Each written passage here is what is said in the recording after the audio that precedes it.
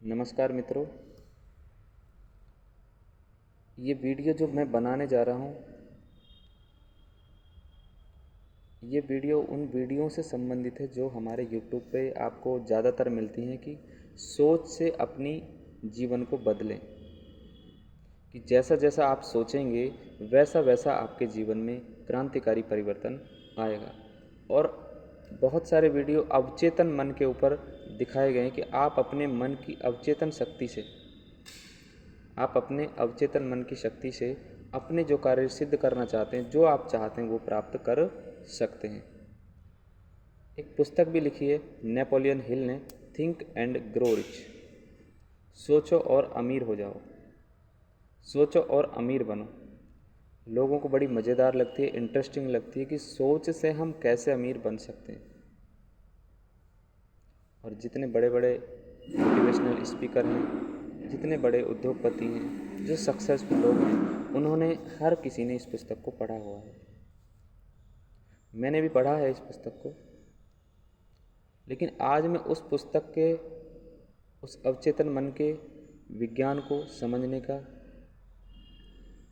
आपको एक छोटा सा अनुभव शेयर करूँगा इस पुस्तक से पढ़ के, कि आप उसको समझ सकें कि ये जो पुस्तक है, इस पुस्तक में भी यही लिखा हुआ है कि कैसे वर्क करता है ये। ऐसा क्या होता है इसमें कि जो हमारे जीवन में परिवर्तन हो जाए। ये बात बिल्कुल सत्य है और आपके जीवन में भी ये हो सकता है, मेरे जीवन में भी हो रही है।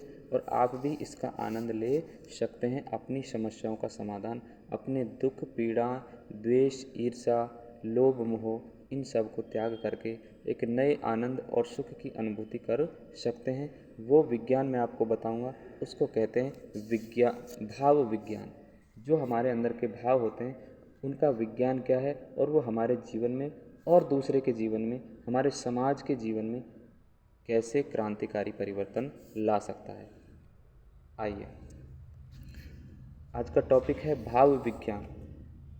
जैसा लिखा हुआ है मैं वैसे ही आपको पढ़ के बता रहा हूँ। इसमें कोई अपनी तरफ से कुछ कहने का, अलग से बनाने का प्रयास नहीं कर रहा हूँ। आप इसको समझिए। सृष्टि क्या है? सृष्टा की आत्म अभिव्यक्ति ही तो है। जो सृष्टि है वो सृष्टा की एक अभिव्यक्ति है, आत्म अभिव्यक्ति है।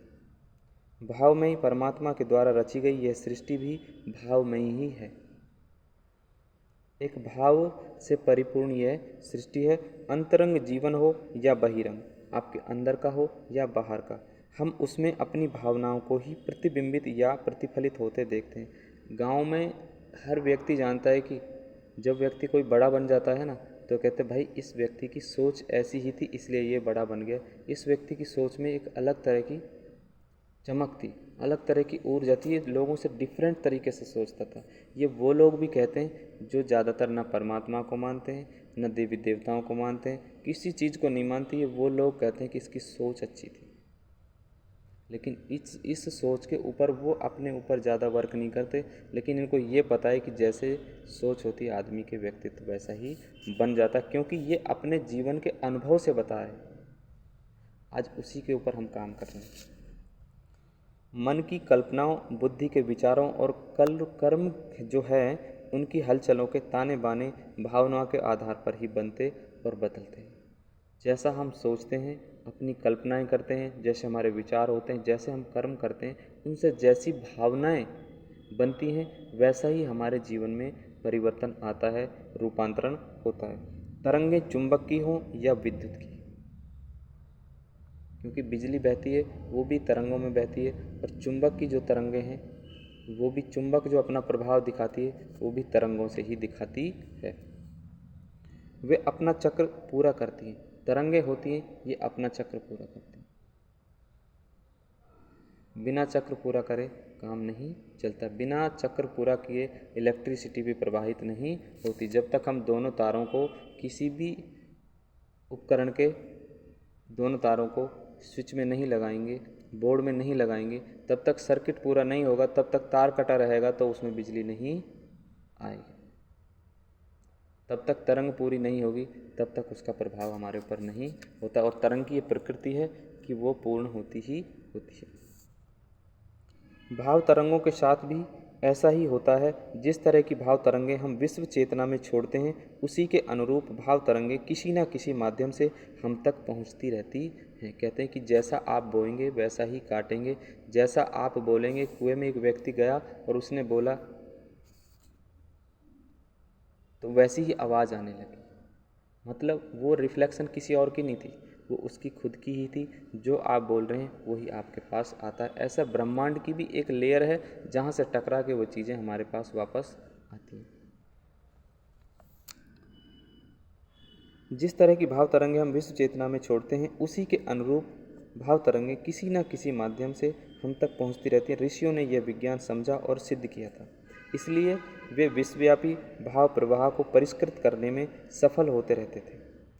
हमारे जो ऋषि मुनि थे, उन्होंने सारे के सारे वेद ग्रंथों की जो रचना की है, जो अपने उपनिषद लिखे हैं, उनमें सिर्फ और सिर्फ इस भाव के ऊपर ही काम किया है।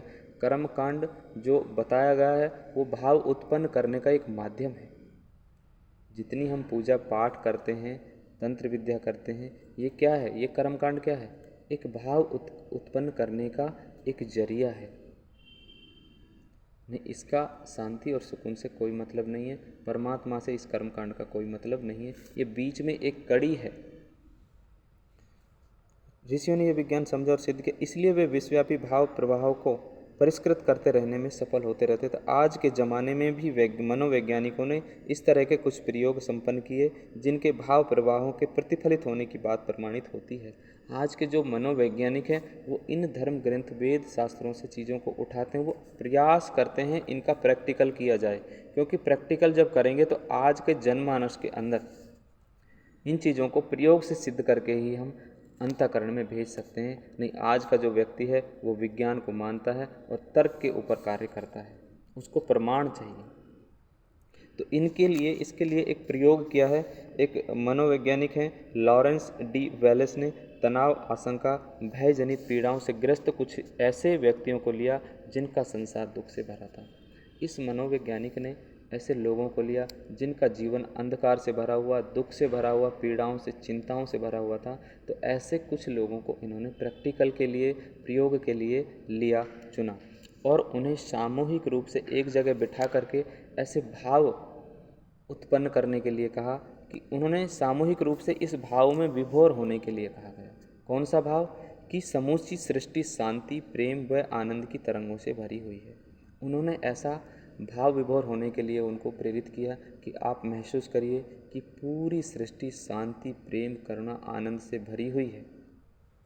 ये तरंगें स्वयं में समा रही हैं कि ऐसी करुणामयी तरंगें, प्रेममयी तरंगें मेरे अंदर आकर समाहित हो रही हैं। ऐसा भाव उन्होंने करने के लिए उन लोगों से कहा और व्यक्तित्व को इन्हीं भावों से भर रही है और हमारे जीवन में ये भर रही है।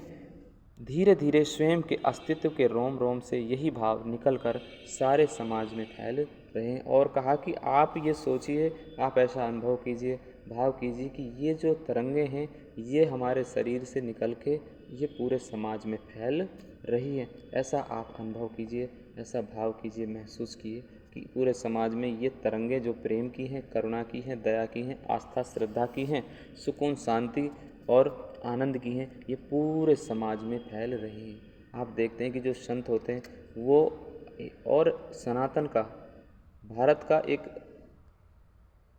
नारा है, एक स्लोगन है, वसुदैव वसुधैव कुटुंबकम। ये पूरी प्रकृति, ये पूरी धरा हमारा कुटुंब है। क्यों है वो? इसीलिए है ताकि हम जैसा भाव छोड़ेंगे वैसा ही हमें मिलेगा। पूरी प्रकृति को हम अपना मानेंगे तो ये पूरी प्रकृति हमें अपना मानेगी। यही संतों का एक सोच थी, एक समझ थी, एक भाव था कि हमारे पूरी प्रकृति हमारी माता है, पूजनीय, इसलिए पूरी प्रकृति को पूजा जाता है। पूरी प्रकृति के प्रति, पत्थरों के प्रति, पेड़ों के प्रति श्रद्धा भाव दिखाया जाता है। जीव जंतुओं के प्रति, एक एक जीव के प्रति श्रद्धा है, एक एक पेड़ के प्रति श्रद्धा है, पत्थरों के, यहाँ तक कि पत्थरों के प्रति भी श्रद्धा है कि परमात्मा की जो शक्ति है इन पत्थरों में भी है। तो ये विज्ञान हमारे ऋषि मुनियों ने बहुत हजारों साल पहले ये हमें विज्ञान दिया कि जैसा हम सोचते हैं, जैसा भाव करते हैं, वैसा हमारे जीवन में रूपांतरण होता है। अब आगे देखते हैं। इन भावों की गहराई में स्वयं को समाहित करने में शुरुआत में थोड़ी कठिनाई होती है। ईर्ष्या द्वेष की विक्षुब्धता एवं मन के बिखराव ने बाधा डाली, किंतु 3-4 दिनों में सभी को इसमें रस आने लगा। जो ये लोग लिए जिनके जीवन में दुख था, समस्याएं थी, उन लोगों को 3-4 दिन तक ये भाव करने में कठिनाई आई, क्योंकि इनके अंदर जो विक्षुब्धता थी, जो दुख था, जो मन इधर से इधर बिखरा हुआ था, वो एकत्रित करने में थोड़ा समय लगा। लेकिन 3-4 दिन के बाद इनके जीवन में रस आने लगा और ये भाव करने के लिए तत्पर रहने लगे। स्वयं में परिवर्तन की भी अनुभूति हुई। इनको अनुभव हुआ कि हमारे जीवन में एक रूपांतरण हुआ है। इस प्रयोग में लिए गए 50 व्यक्तियों ने धीरे धीरे जीवन रस को अनुभव किया। जिस जिंदगी से वे निराश हो गए थे, उसमें अमृत रस वर्षण की अनुभूति हुई। जिस जिंदगी से वो निराश थे, उसमें एक अमृत की वर्षा होने लगी और शांति का अनुभव करने लगे। जो प्रभुपाद जी थे, वो अमेरिका गए। अमेरिका में जो हिप्पी जो लोग थे, वो नशा करते थे और बस पड़े रहते थे। वहाँ पे जाकर के उन्होंने ये कार्य किया, हरे रामा हरे कृष्णा का मंत्र दिया, और उनको कहते हैं कि उनको गुलाब जामुन वो खिलाते थे। जब उन्होंने वो प्रेम से गुलाब जामुन खिलाया, तो उनके अंतःकरण में ये गुलाब जामुन जाके उनके शरीर में परिवर्तन करने लगा। शरीर के अंदर जो उनका ब्लड था, उनमें परिवर्तन होने लगा। प्रेम से जब हम कोई कार्य करते हैं तो उसका सामने वाले पे भी प्रभाव पड़ता है। तो प्रभुपाद जी ने अपने अंदर की जो समस्त ऊर्जा थी, करुणा थी, उसको लोगों को बांटने का प्रयास किया और उनके जीवन में भी रूपांतरण होने लगा। और बाद में उन्होंने उनको हरे रामा हरे कृष्णा का मंत्र दिया कि आप इसको जपिए, ये आपके अंदर की नकारात्मकता को बाहर करके सकारात्मकता पैदा करेगा और आपके जीवन को भी ऐसे ही भरेगा जैसे मेरे जीवन में आनंद है। और आज आप देखेंगे इस्कॉन के कितने बड़े बड़े मंदिर और कितनी सारी शाखाएं देश विदेशों में खुली हुई हैं। लॉरेंस डी वेलेस ने अपने इन्हीं प्रयोगों की श्रृंखला में एक और प्रयोग किया। अब ये यहाँ तक नहीं रुके, इससे आगे भी इन्होंने एक प्रयोग किया कि जब व्यक्ति को एक चीज़ का अच्छा परिणाम मिलता है, एक प्रैक्टिकल करता है, तो उसके बाद उसको बड़ा मज़ा आता है, वो दूसरा भी करने का प्रयास करता है। अब इन्होंने क्या किया, अब इन्होंने एक और प्रयोग किया। इनके समूह के स्थान पर व्यक्ति का चयन किया। अब तक तो इन्होंने एक ग्रुप लिया था, 50 लोगों का एक ग्रुप लिया, 40 लोगों का, जो भी लिया होगा। लेकिन अब इन्होंने क्या किया, अब उन लोगों को जो 50 या 40 जो लोग थे ग्रुप में, उनको अलग अलग किया, व्यक्तिगत रूप पे इनका प्रयोग करवाया। और उन लोगों के साथ एक ऐसे व्यक्ति को बिठाया गया जो ये व्यक्ति थे करुणा से, प्रेम से, अपने अंदर उस भाव से, रस से परिपूर्ण थे। अब इन प्रत्येक व्यक्तियों के साथ एक ऐसे व्यक्ति को चुना गया जिनका जीवन दुख, दुविधाओं, चिंताओं, भय से भरा हुआ था, अभाव था, डर था। ऐसे व्यक्तियों को, इन सभी लोगों के पास एक एक व्यक्ति को बिठाया गया। अब इन्होंने क्या किया, ऐसे व्यक्ति जो किसी विशेष से आशंकित या अभावग्रस्त विशेष व्यक्ति से, ऐसे व्यक्ति जो किसी व्यक्ति विशेष से आशंकित या भयग्रस्त थे, वो लोग बिठाए जो किसी व्यक्ति से डरते थे। जैसे पति अपनी पत्नी से बहुत भय खाता है, हो सकता है किसी ऐसे व्यक्ति को भी ले लिया हो। ये एक मजाक की बात है। तो कहीं ना कहीं कोई व्यक्ति एक दूसरे व्यक्ति से डरता है, भय करता है, उसके बारे में चिंता करता है, तो ऐसे व्यक्तियों को भी इन्होंने लिया। इनसे उपयुक्त भाव में तल्लीन होने के साथ यह निर्देश किया कि स्वयं के अस्तित्व से विकसित होकर ये भाव उस व्यक्ति विशेष में प्रवेश कर रहे हैं। जो व्यक्तियों के ऊपर इन्होंने पहले अभ्यास किया था, प्रैक्टिकल कराया था, वो अपने अंदर उस दिव्य शक्ति से भरे हुए थे, उस ऊर्जा से भरे हुए थे। अब उनके लिए क्या बोला कि आप उन व्यक्तियों के अंदर इस अपने अंदर के भाव को संप्रेषित करें जो दुखी हैं, अभी जो उसके सामने बैठे थे। ऐसा भाव करिए कि इनके अंदर भी वो ऊर्जा प्रवाहित हो रही है। स्वयं के अस्तित्व से विकसित होकर ये भाव उस व्यक्ति विशेष में प्रवेश कर रहे हैं। उसका व्यक्तित्व घृणा, विद्वेष के स्थान पर शांति, प्रेम, आनंद से भर रहा है। ऐसा भाव करिए कि इसके जीवन में भी वो आनंद का भाव भर रहा है। इस प्रयोग के परिणाम उन्हें प्रयोग में लिए गए व्यक्तियों के मन की समर्थता के क्रम में प्राप्त हुए। अब इन्होंने पता लगाया कि जिस व्यक्ति के जीवन में जो परिवर्तन हुआ है वो किसके बेस पे हुआ है। जिस व्यक्ति ने ये अच्छी ऊर्जाएं, अच्छा प्रेम भरा भाव प्रवाहित किया, उसके अंदर उसकी इंटेंसिटी कितनी थी, उसके अंदर कितना भरा हुआ था। कहते हैं ना कि भरा हुआ ही कुछ दे सकता है, खाली कोई कुछ नहीं दे सकता। जो संत लोग हैं, हम उनके पास क्यों जाते हैं? उनके पास एक ऊर्जा है, वो हमें अपना आशीर्वाद प्रदान करते हैं।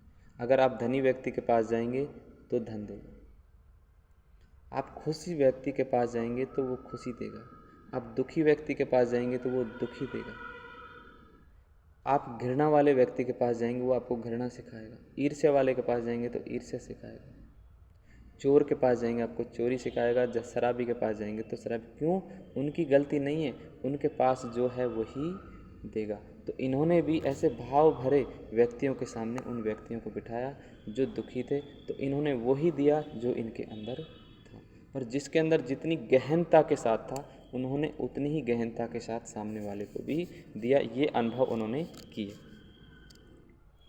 जिस व्यक्ति में संप्रेषण किया गया था उसने स्वयं की भावनाओं में परिवर्तन की अनुभूतियाँ की। कई बार तो ये अनुभव स्थायी प्रेम में बदल गए। उन लोगों ने अनुभव किए कि मैंने तो ऐसा कुछ नहीं किया, लेकिन मेरे अंदर ये परिवर्तन कैसे आए। हम भी कभी कभी अचंभित रहते हैं कि हमारे अंदर जो अच्छे विचार हैं, श्रद्धा के विचार हैं, करुणा के विचार हैं, कैसे आए। किसी न किसी ने हमें ये भेजे हैं, किसी न किसी के हम संपर्क में आए हैं, किसी न किसी संतों के या तीर्थ के हमने दर्शन किए हैं, गंगा में स्नान किया है, ऐसे लोगों के संपर्क में हम आए हैं, तो ही हमारे अंदर वो आए होंगे। तो हमें कृतज्ञ का भाव रखना चाहिए कि ये जो भी आया, जिसकी तरफ से आया, उसका धन्यवाद। इन सफलताओं के क्रम में वेलेस ने एक आयाम विकसित किया। अब इनका और आगे का देखिए क्या किया इन्होंने।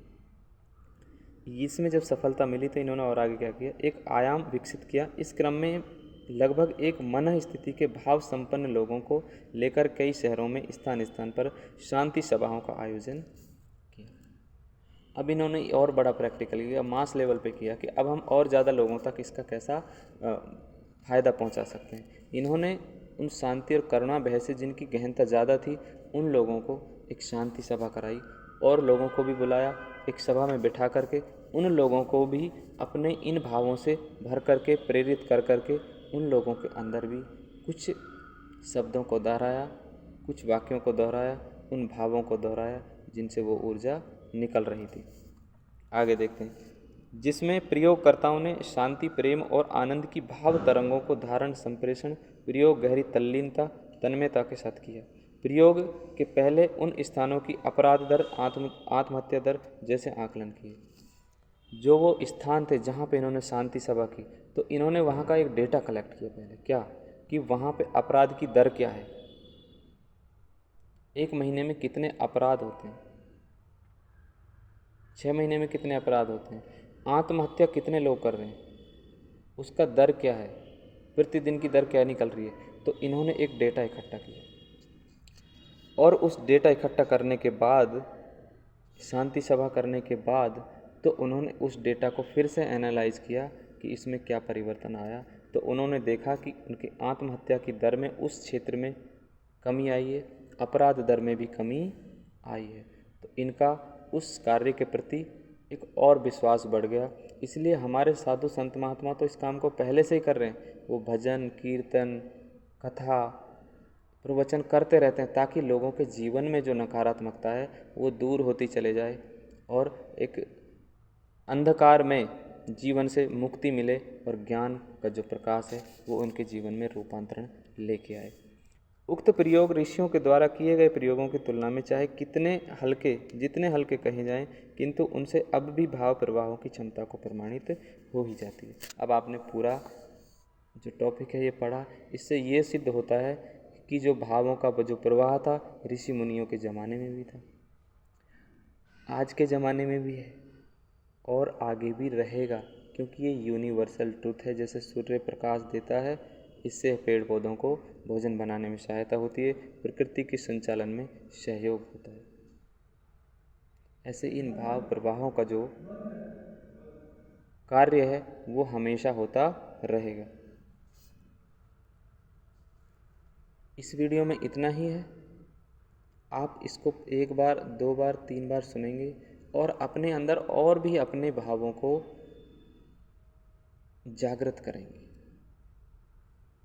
जैसे जैसे भाव आप अपने अंदर जागृत करते हैं, अपनी सफलता के भाव जागृत करेंगे, अपने स्वास्थ्य के भाव जागृत करेंगे, धन संपत्ति के भाव जागृत करेंगे, दूसरों के प्रति प्रेरणा के भाव जागृत करेंगे, अपने बच्चों के स्वास्थ्य, अपने बच्चों की सफलता, अपने समाज की सफलता, अपने देश का मान सम्मान, अपने देश का विकास की भावना आप विकसित करेंगे,